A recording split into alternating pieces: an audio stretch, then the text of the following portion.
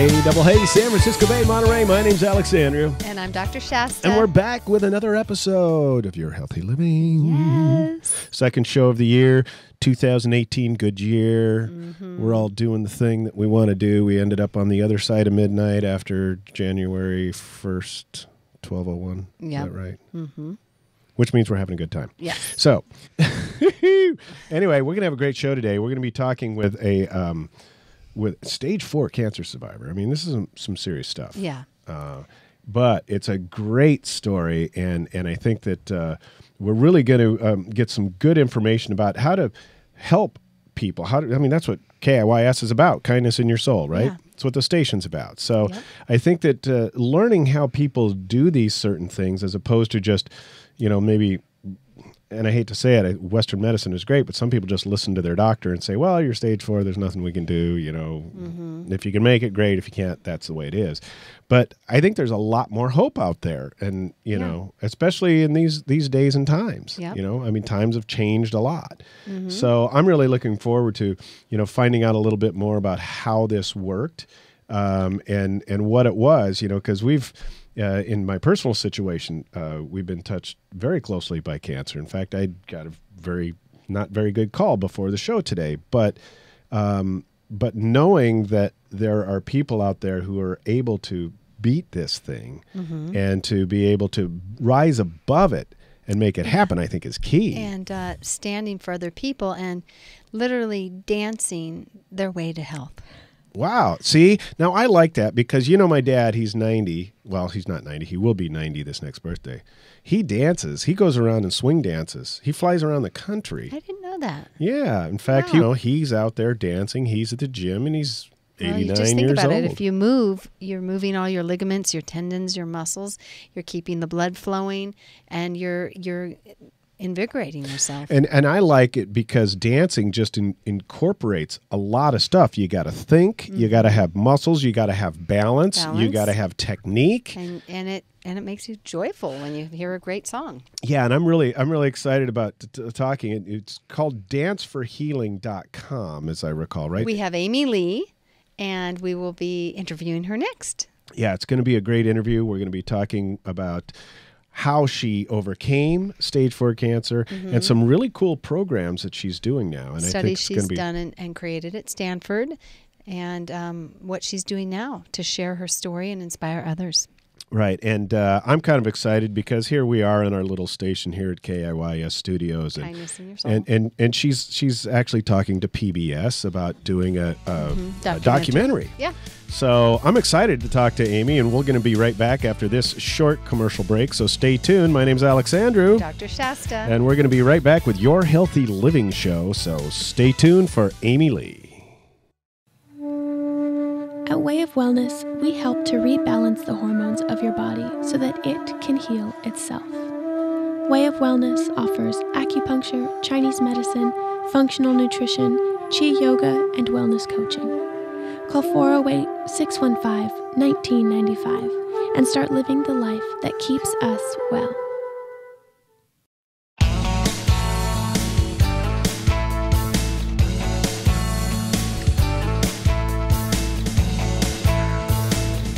Hey, San Francisco Bay, Monterey. My name's Alexandru. And I'm Dr. Shasta. And we're back with Your Healthy Living Show, and we're talking with Amy Lee. Yep. My friend. Yeah, it's cool. A cool very stuff. inspiring lady. Yeah. Amy, can you tell us a little bit about kind of your background here before we talk about how you had this amazing journey that obviously was challenging, but I'd really love to kind of get a little bit of a background on, where you came from and how you ended up kind of having this attitude to be able to take this thing on with so much grit and guts. Yeah, so I'm Amy Lee. I'm a Chinese American who immigrated from China in 1998. So my dream when I was a little girl is to be a gypsy. A gypsy? Wow. So I can sing and dance and travel around the world. That's kind of cool. So that was my dream because I read a lot. And then, my parents, education is really a big deal in China. And so my parents didn't have a lot of money. My mom's a teacher, my dad's an engineer. And so they spent most of their money for our education. So I read a lot of books. And so imagine this Chinese girl have no clue what the word is like, but then doing all these like fascinating international literatures, and then I somehow stumbled this beautiful picture of a gypsy. And so my fascination about, this whole international traveling, the adventures with music and dance and art, were just very intriguing for me. And that's what I wanted to be. And the funny thing is, I won a public speech contest when I was 12. In China, most girls are more shy. So when they find one that is not shy, so they put me on stage a lot. So I was like telling jokes, singing, dancing, recite a poem, whatever they asked a 12-year-old to do. And I was nearsighted, so I couldn't see beyond the stage. So, so I was this fearless little girl just got on the stage. That's interesting. I wonder how many actors are farsighted or nearsighted? Nearsighted. You see near. That's right. Yeah. Okay. So everything's black with the white light on your face. So anyway, as I grew up, go to high school, when it gets to this really nervous college entrance exam, which in China, this is the only 3 days will determine your whole life. Right. Wow. Whether you're going to go to a college or not, regardless of how good you've been performing your entire school age. Right. Wow. And so my parents started getting really nervous. It was like, no more dancing, no more drawing, nothing, just study. Right. And so that was me. Really kind of feel I'm further and further away, from my childhood love. What's so inspiring about you is that you are a stage 4 cancer survivor. Yes. And and you've done that by reconnecting back to the arts and the dance, which you have told me many times about the studies showing that the cancer survivor rates up to 60-70% increase in their immune system, et cetera, really positive things. Yeah. So can you tell us a little bit about what happened when you got sick and then how you stumbled back into discovering your love of dance? Right. So I had a very successful corporate career. And then I got sort of kind of not feeling very satisfied. And there was a lot of stress, working. Because after AT&T, I went to work in advertising agency, which I helped VW launch their America site. I helped Sony launch their products, so there's quite a bit of bureaucratic stuff in there. And then so my heart was searching for something more meaningful. So I applied for a social entrepreneurship program in NASA, which ended up moving up to the Bay Area. But right when I left my job, after I received a scholarship offer, I left my job. I got very sick. And I was thinking that it was maybe the stress of closing my job. Right. Yeah. And then it turns out, I had a wrong diagnosis at LA. And then my mom literally said coming up to study in NASA saved my life because changing of the doctors. Oh, really? Enabled the correct diagnosis. Not only I was wrongly diagnosed, I was also wrongly prescribed the medication, which completely destroyed my sleep. So my tumor went from June 2nd, my first brain MRI scan in LA, with they claim a complete normal in my skin, to 2-centimeter tumor in my brain in July 25th.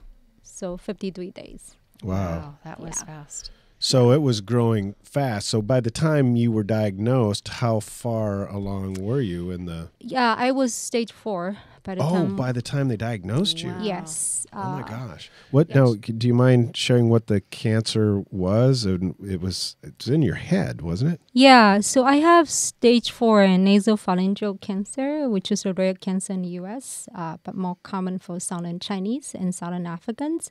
It's related to Epstein-Barr virus, but Epstein-Barr virus is a very common virus. Yes, I know a lot of people have it and don't even realize it. Yeah, exactly. So it normally doesn't do that, and so when I was accepted to the social entrepreneurship program at NASA called Singularity University, we have a huge track about, nanotechnology, biotech, neuroscience, various different topics. And so what I got really interesting is about how do I detect somebody's stress level? Right. Because when I think about I actually ran a marathon the year before cancer, 2011. In less than a year, I was diagnosed with stage 4 cancer. Huh. You know, and in the time when we discussed topics to do in NASA, I didn't even know I have cancer, but I just know something happened to me because the stress that I encountered the 6 months leading Did you up realize you were under so much stress? I mean, was that something that you were feeling daily? And yeah, so I had probably one of the worst boss that I ever had in my whole life. Started that job the same week, broke up with my boyfriend, started dating, turns out the guy was cheating on me. And then I was so heartbroken, I decided to get my egg freezed. And then I had a complication. I was hospitalized. And then my doctor literally came in and, you know, yelled at me saying that, you know, because egg freezing wasn't even part of their medical coverage. But the fact that I have complication and go back to the same hospital, he was not happy. So you can imagine the amount of stress, both mentally, emotionally. Work stress is the number one in the U.S.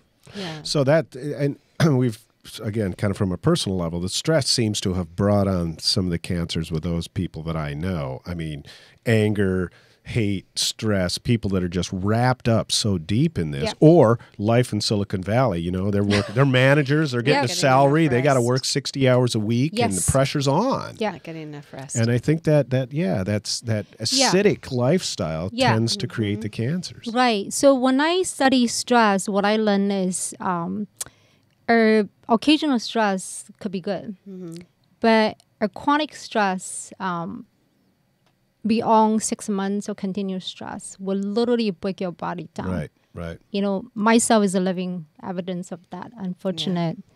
If you have continual stress hormone, your thyroid will slow down, which will make your metabolism not work, and then you don't assimilate your nutrients. That's why we need balance. That's right. We need balance in our lives. We do. My yoga teacher said, equal rest, equal work, and equal play makes a happy life. Okay, everybody go, See, there we go. See, now we all feel better. That creates a vibration. Now we all feel better. I like inside that. of us. Yeah. But no, so now this whole thing that you have cancer, they're saying, hey, stage 4, this is it. And what did you do to pull out of it? I mean, I know you're doing this art thing again. Yeah. I mean, having cancer is probably, the worst thing you will ever hear. I mean, I couldn't believe that it was actually cancer because I actually had the wrong diagnosis in LA. And my mom said coming up to study in NASA saved my life because they're able to correct cancer diagnosis. So I could never imagine myself in tears, couldn't even talk, in a way that comprehensive, just. And then the day that I went to receive my diagnosis, I mean, there's just beautiful scenery on going up to Fremont, the scenery. And all I think about is this might be the last time I've seen this. Huh. So there was something that shifted, though. What was that shift that really started to turn the tide for you on that? Yeah. Well, I recently saw my oncologist just couple months ago, and for the first time, he finally congratulated me.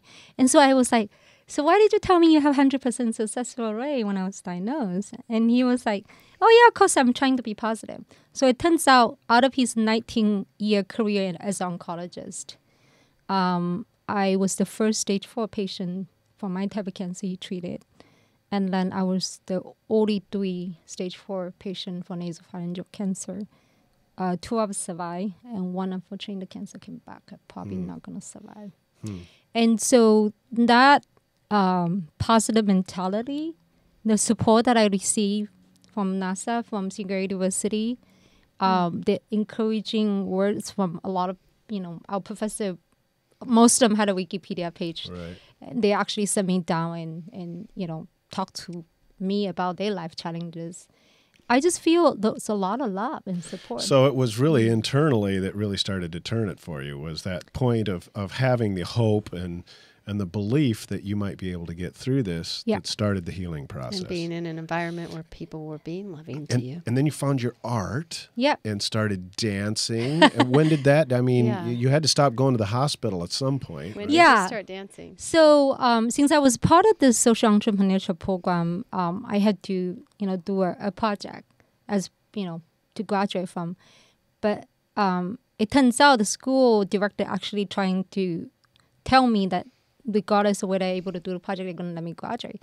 But then I was so passionate about my project because I was, trying to build a nano biosensor able to detect stress. Mm-hmm. And then we got stuck. We were like, oh, you can't tell people you're stressed. Like if I tell you, Andy, you're stressed, you're not going to react to it. You're like, I'm stressed. Right. But then if I can detect your stress and then figure out other type of intervention.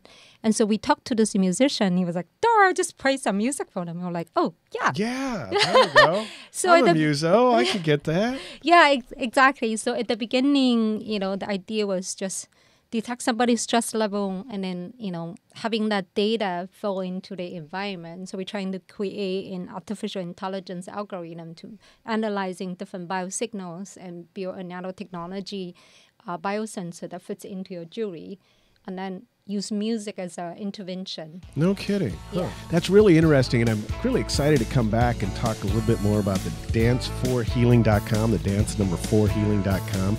And we're going to talk a little bit more about the science and how the platform works. So we'll be right back after this break.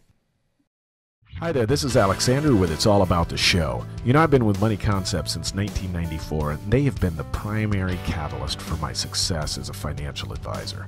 If you're looking for a career change and you want to help people for a living, check out moneyconcepts.com/ALEE or call 946-8378 today.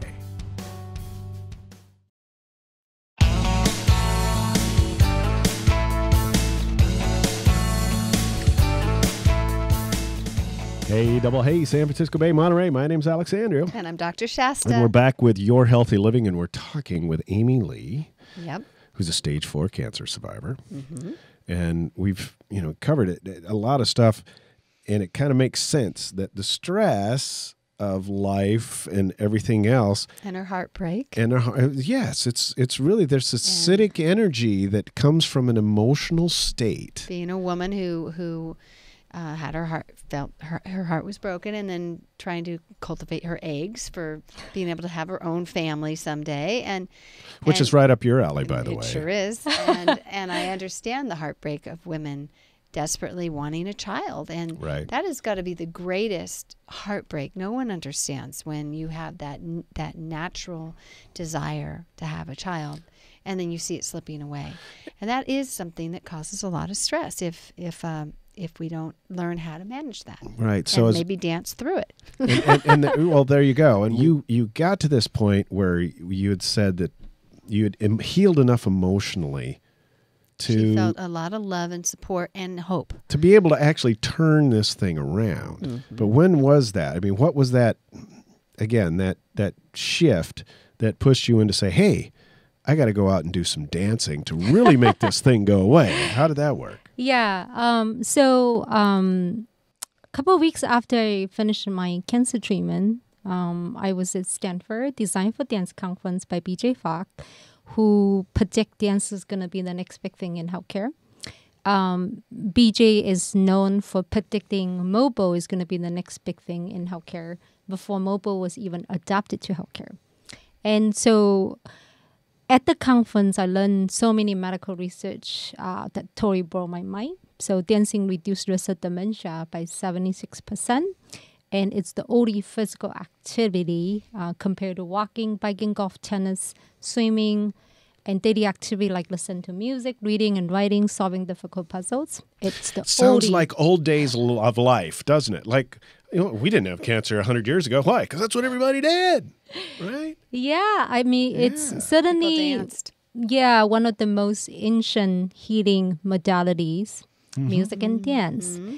And so in addition to risk of dementia, dancing reduced 46% of cardiovascular death based on an Australian study of 48,000 patients. How often were they having to dance for that study? out of all these studies, you have to dance regularly. Dance once a year, it's not going to work. What does regularly mean? 2-3 times a week. For how long, generally? The NIH guideline is 5 times a week, 30 minutes. 30 minutes, okay. Each time. Moderate to intensity aerobic activities. Yep. Okay. Huh. So Zumba would count? Yes, Zumba absolutely counts. And remember the aerobics and Jane Fonda and all that. Hey, I still do Jazz Tammy Lee exercise. Webb Abs of Steel from 1988. So my definition of dance, it's your body synchronization to the music. Yes. The best way to describe myself is I cannot resist music. If you turn on the music, my body started to move. Huh. And then their study about their dementia risk reduction 76%, it's actually attributed to rapid fire decision making on the fly. Say that again. Rapid fire decision making on the fly. So your logical side of brain is calculated mathematical beats of the music. Your emotional, creative side of brain is actually using your body to count the same beats. To create the art of dance. Yes, in an artistic, beautiful human style. Yeah. Right. And that is intense amount of decision making on the fly. But what's really unique about when I launched Dance4Healing, it also goes back to what I've been trained in technology and design and data, big data. And so what we unique is we combining artificial intelligence to behavior design. Right. And so BJ's model is trying to create human motivation. It's a very difficult thing, right? That's why a lot of things fall off.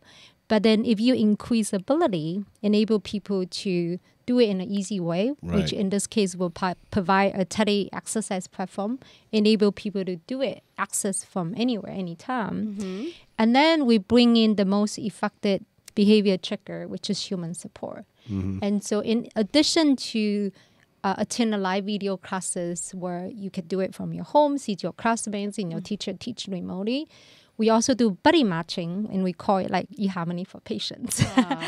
So literally you match buddies that awesome. Share a lot of. We have a pattern for the AI, which I cannot really share the details, but basically provide you their best match that you will have so much fun to dance with, and then creates the engagement. With this highly personalized recommendations, and then just enable you to enjoy that whole experience. So are you saying like someone could be at home with cancer, get buddied up with somebody that would be a good complement to them, and Zoom dance with each other, essentially? Yeah, in some ways. We do build our own technology using WebRTC. RTC stands for real-time communication. And I have to say it's better than Zoom. Okay, so based on our comparison. So you guys would have the same music on in both patients' location, and then they could essentially encourage each other to dance. We have pre-recorded dance videos. Okay. From our program with Stanford. We've done a very successful program at Stanford for cancer supported care program. So we produce about 200 videos. Our current platform has 40 videos. Right. It can be customized based on the type of disease, the most importantly the preference of the audience want to serve. So at your website, can people get access to those videos and that music? The video can be accessed through the platform. What? Okay, and the platform is on your website. Yeah, the link is on the website. Okay, is there a fee to join? Is this a membership program? Currently, we are B2B, but we are getting a lot more demanding from people just like you, asking us, like, can I have access to it? What does B2B mean? Business to business. So we sell to, like, say, hospitals or elder centers. Okay. And then but you're having just the average person wanting to have a membership and have access to your videos. 2018, we will be opening this platform up. That's really to exciting. Individual users. We actually also interested in looking into potentially a Tom Shoes model where one healthy user join the platform, they can sponsor a patient. could be someone going through cancer, really neat. could be a friend or family, and could be also an elderly person because the data is so high. It's How so long neat. are these dance videos generally? The dance video is usually by song, so it's 4 to 5 minutes. And then, when you're locking in based on your energy level, we have a way for you to choose. Do you want to dance for 15 minutes, 30 minutes, 45 minutes, 60 minutes? So enable doctor like you to able to actually prescribe using 2 CPT code. One is called neuromuscular re-education. The other one is called therapeutic activities. Wow. So as a doctor, you will have no clue. Like, you do Zumba, you do U-Jump, you do Nia, whatever. But you can easily assess, like, oh, I think you energy level medium. And you do 3 times a week, 30 minutes a day. And see, I think that's what's cool. It just, you break it all the way down to kind of the lowest common denominator. I mean, to the point where it's like, oh, well, you know what? We need human support. Well, nobody really thinks of that in the grand scheme of things. But yeah, we need that support from our peers to be able to continue to move forward. And again, this whole thing really comes back to what we were talking about at the beginning of the show, is this energy that we all create. The acidity of the anger and the hate and the stress creates that. But, the alkalinity, for lack of a better term, of the love and the support and the health and the belief is what keeps us healthy. Yeah, absolutely. So dancing actually increases oxytocin and serotonin, which is love chemicals. Right. So that makes you happy. And also it triggers the mirror neurons, which is the replication of other people's behavior. That's how I had my first 2 kids, by the way. I was dancing. I swear I was just dancing. There you go. So you also have a documentary with PBS coming up.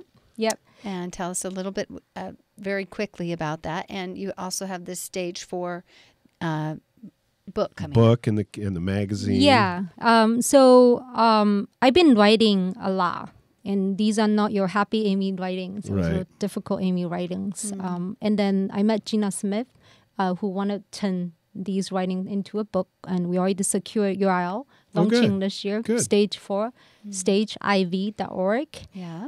And we're looking for section content leaders, 4 sections of content. We also want to set up an expert voice interview. Yeah, I'd love to interview somebody. I got a voice for it. Yes, I do. And then PBS want to do a documentary about my story. The producer, American Health Journal. I think that would be great. It's so exciting for you. I'm so happy for you, Amy. Thank you for everything you've done. Thanks for joining us on Your Healthy Living. We're on the KIYS Radio Network. Tune in, KIYSradio.com, to catch all of our shows. Have a great one.